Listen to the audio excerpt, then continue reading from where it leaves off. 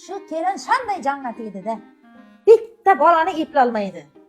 Tuqqandan beri har yarim soatda telefon qiladi. Aptin qirsin.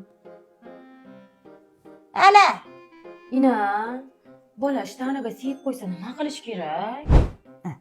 tozalash kerak. Kim tozalaydi shuni? Katta xolang tozalaydi. Bildingmi? Kim tozalardi? Onasi tozalaydi-da. Siyib qilib qo'ysa ishtanaga nima qilish kerak? Tozalash kerak.